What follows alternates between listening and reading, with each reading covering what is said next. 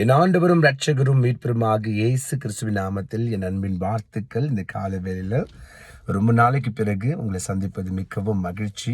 பயங்கரமான வேலை, பயங்கர பிஸி ஊழியத்தில். ஸோ அதனால் ஆடியோ மூலியமாக உங்களை சந்திச்சிருந்தேன். இன்றைக்கி வீடியோ மூலியமாக கூட நான் வந்திருக்கிறேன். கொஞ்சம் அப்படி ஃப்ரீயான உடனே உங்களுக்கு நான் வீடியோ மூலியமாக இந்த அதிகாலையில் நான் உங்களோட கூட இருக்கேன். தேவன் கொடுத்த இந்த அன்பின் ஸ்லாக்கியத்துக்கு கோடி ஸ்தோத்திரம். அதே மாதிரி இந்த காலை வேளையில் எனக்கு ரொம்ப பிடிச்ச என் அன்பு பிள்ளைகளை விட கூட இந்த உங்களை பார்க்கறது, நீங்கள் என்ன பார்க்கறது ரொம்ப ரொம்ப சந்தோஷமாக இருக்குது. நீங்கள் என்னை பார்க்குறீங்கன்ற ஒரு நம்பிக்கையில் நான் சொல்ல என்ன பார்க்குறீங்க நீங்கன்னு சொல்லி. ஆனால் நிச்சயமாக நீங்கள் இதை பார்ப்பீங்கன்னு நான் நம்புகிறேன். கர்த்தர் பெரிய காரியங்களை செய்வாராக. நம்ம தேவனுடைய வார்த்தைக்கு நேராக கடந்து போகலாமா?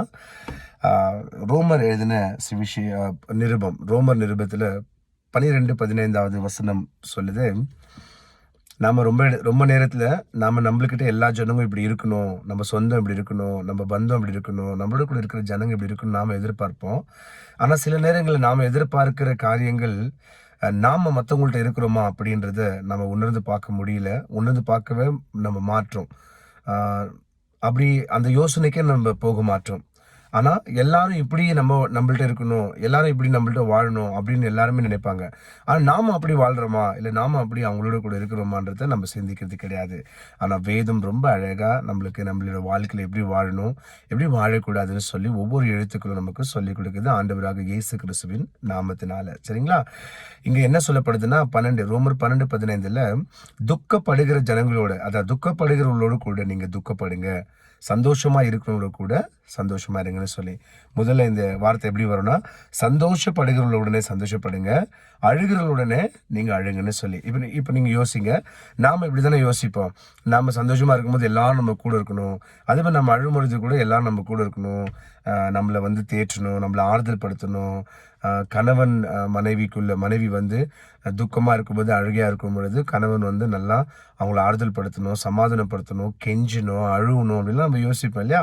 அதேமாதிரி எல்லா உறவுகளோடு அப்படிதான். அண்ணன் தம்பி, வேறு என்னென்ன உறவுகள் இருக்குது, இல்லை ஃப்ரெண்டு, இல்லை கொலீக்ஸு, இல்லை சர்ச் மெம்பர்ஸ், எல்லாருமே நாம் ஒரு மனித குலத்துக்கே இருக்கக்கூடிய ஒரு விஷயம் என்னன்னா, நம்ம எப்படி இருக்கிறோமோ நம்மளோட கூட ஜனங்க அப்படி இருக்கணும். நம்ம அழுதா நம்மளோட அழுகணும், நம்ம சிரிச்சா நம்மளோட சிரிக்கணும். ஆனால் நாம அப்படி இருக்கிறோமா மற்றவங்க வாழ்க்கையில? கொஞ்சம் யோசிங்களேன். இப்போ இந்த காலை வேலை நான் எப்பயுமே காலை டைம்ல ஆண்டவர் உங்களுக்கு அநேக ஆசீர்வாதமான வார்த்தைகள் சொல்லும் பொழுது கேட்குறீங்க தானே? இதுவும் கொஞ்சம் கேட்குறீங்களா? கொஞ்சம் உணர்ந்து பார்க்குறீங்களா? நீங்கள் கூட ஒருத்தவங்க துக்கப்படுறாங்கன்னு தெரிஞ்சு கூட நீங்கள் ரொம்ப கடினமாக அவங்கள்ட்ட நீங்கள் இன்னும் போகாமல் இருக்கிறீங்க. அவங்க சந்தோஷமாக இருந்த நாளெல்லாம் நீங்கள் போய் கொஞ்சம் சந்தோஷமாக இருந்திருக்கிறீங்க. ஆனால் இப்போ அவங்க கொஞ்சம் கஷ்டப்படுறாங்க, கொஞ்சம் துக்கப்படுறாங்க, அவங்க வாழ்க்கையில் கொஞ்சம் கஷ்டம் இருக்குது, கொஞ்சம் ஏதோ ஒரு வேதனைலாம் இருக்குது. நீங்கள் போய் அந்த முதல் இருந்தீங்களா, அந்த மாதிரி இருக்கிறீங்களா? கொஞ்சம் யோசிச்சு பாருங்களேன். ஆண்டவராக இயேசு கிறிஸ்து, பரிசுத்த ஆவியானவர், தேற்றுள்ள பாலன் நம்மளோட வாழ்க்கையில் எப்படி தான் இருக்கிறாரு? நம்ம அழுகிற பொழுது நம்மளோட கூட இருக்கிறவராக இருக்கிறாரு. நம்ம வேதனைப்படும் பொழுது நம்மளோட கூட இருக்கிறவராக இருக்கிறாரு. நம்மளோட வாழ்க்கையில் சஞ்சலங்கள், அநேக காரியங்கள் வரும் பொழுது எல்லாவற்றுக்கும் எல்லா விதமான சொந்தமாக ஆண்டவர் இருக்கிறாரு. நீங்கள் அப்பாவாக நினச்சா அப்பாவாக இருப்பார், நீங்கள் அம்மாவாக நினச்சா அம்மாவாக இருப்பார். நீங்கள் எப்படி நினைக்கிறீங்களோ அப்படி உடனே அவர் மாறிடுவார். ஏன்னா அவர் அவ்வளோ நல்லவர்.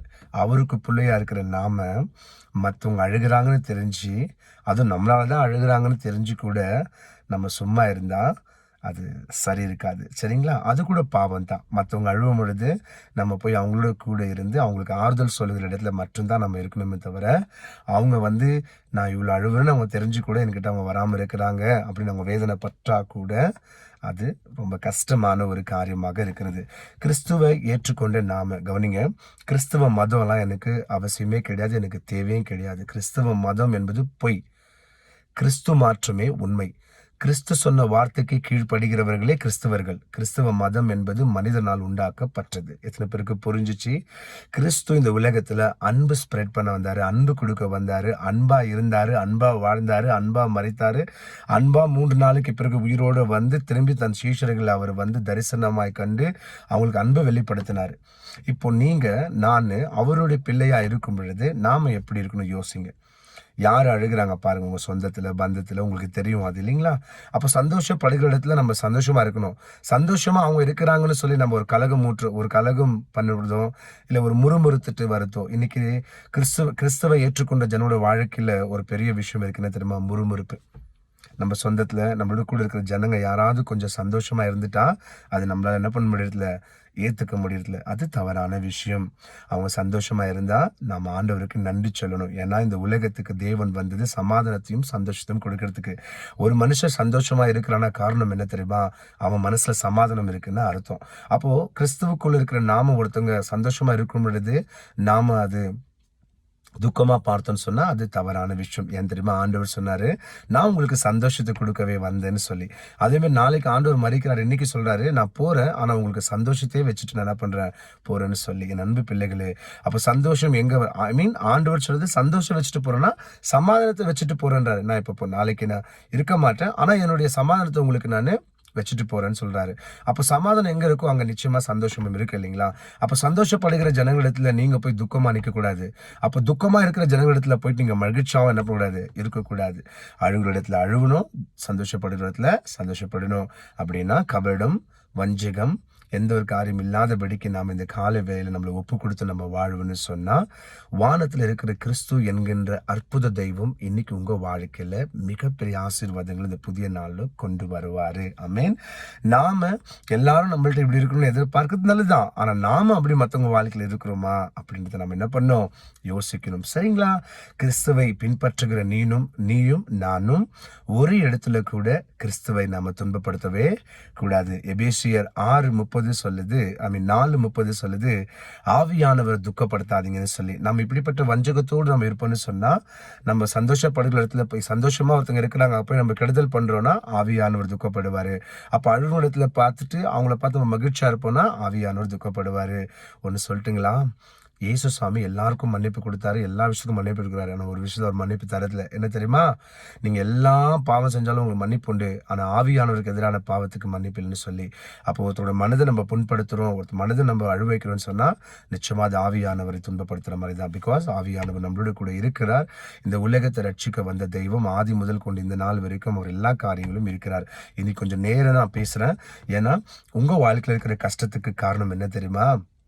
நீங்க மற்றவங்களுடைய வாழ்க்கையில நீங்க என்ன பண்றதுல அவங்க அழுவும் பொழுது நீங்க இருக்கிறதுல நீங்க அவங்க சிரிச்சா அவங்க சந்தோஷமா இருந்தா உங்களால ஏத்துக்க முடிய மாட்டேங்குது. அப்படி எல்லாரும் நான் சொல்ல மாட்டேன். அப்படி இருந்தா கிறிஸ்துவை பின்பற்றுகிற நாம அதை இன்னைக்கு மாற்றிக்கொள்ளணும். தயவு செய்து உங்களால யாராவது துன்பப்படுத்திருப்பாங்க, யாராவது அழுதுட்டு இருக்கிறாங்க, உங்களுக்கு தெரியும், நீங்க போனா அந்த அழுக நிற்கும், நீங்க போனா கொஞ்சம் ஆறுதல் படுவாங்கன்னா தயவு செய்து இப்படி போயிடுங்க. போயிட்டீங்கன்னு வச்சுங்க, நீங்க ஜெயிச்சிட்டீங்கன்னு அர்த்தம். நீங்க ஜெயிச்சிட்டீங்கன்னு வச்சுங்க, கிறிஸ்து என்கின்ற அந்த ரட்சகர் உங்க வாழ்க்கையில மிகப்பெரிய ஆசீர்வாதம் இந்த புதிய நாள்ல கொண்டு வருவார். என் அன்பு பிள்ளைகளை, நிச்சயமா நான் மனசு விட்டு பேசுறேன். ஆல்மோஸ்ட் 8 நிமிஷம் ஆயிடுச்சு. எனக்கு ரொம்ப சந்தோஷம். இந்த ஃபுல்லா கேளுங்க, அழுவுங்க, சந்தோஷப்படுங்க, சந்தோஷப்படுங்க. சரிங்களா? கர்த்தர் உங்களை அளவில்லாமல் ஆசீர்வதிப்பாராக. ஆமென். ஜெபிக்கலாமா? பரலோக பிதாவே, எங்கள் அன்பு ரட்சகரே, இயேசுவே சர்வவல்லவரை கொடுத்த அன்பின் வார்த்தைக்கு கோடி ஸ்தோத்திரம். உங்க நாம மகிமைப்பட்டும் இயேசுவின் நாமத்தில் ஜெபிக்கிறோம் பிதாவே. ஆமென். என் ஆத்துமாவே கர்த்தரை ஸ்தோத்திரி, என் முழு உள்ளமே பரிசுத்த நாமத்தை ஸ்தோத்திரி. என் ஆத்துமாவே கர்த்தரை ஸ்தோத்திரி, கர்த்தர் செய்த சகல உபகாரங்கள் வாழ்நாள் முழுவதும் மறவாமல் இருப்பாயாக. ஆமென். நாம எப்பயுமே எல்லாருக்கும் ஒத்தாசையா இருக்கணும். நம்ம எப்பயுமே எல்லாருக்கும் மகிழ்ச்சியா இருக்கணும். நம்ம எப்பயுமே எல்லாருக்கும் ஆறுதலா இருக்கணும். நம்மளால யாருக்கும் ஒரு தொந்தரவு கூட வரக்கூடாது. கிறிஸ்து என்கின்ற ரட்சகரால ஒருத்தரு கூட ஒரு தொந்தரவு, ஒரு பிரச்சனை வரல, ஒரு ஆபத்து வரல. இன்னைக்கு உங்களுக்கும் எனக்கும் அப்படி ஒரு காரியம் இருக்கக்கூடாது. நீங்க யார்கிட்ட ஆராதிக்கிறீங்க? உங்களை சபிக்கிறவங்களை ஆசீர்வதின்னு சொன்ன தெய்வத்தை, உங்களை நிந்திக்கிறவர்களுக்காக ஜெபம் பண்ணுங்கன்னு சொன்ன தெய்வத்தை, சரிங்களா? அவருடைய பிள்ளையா இருக்கிற நீயும் நானும் அப்படிப்பட்டவர்களா இருக்கக்கூடாது. இந்த புதிய நாள்ல நீ மாறு, உன் வாழ்க்கை மாறும். நீ மாறு, உன் கஷ்டம் மாறும். நீ மாறு, உன் வாழ்க்கை இன்னைக்கு ஆசீர்வாதங்களை கர்த்தர் கொண்டு வருவாராக. மீண்டும் நாளைக்கு குட் ஃப்ரைடே சர்வீஸ்ல சந்திக்கலாம். அதுவரை கர்த்தர் உங்களோடு கூட இருப்பாராக. ஆமீன்.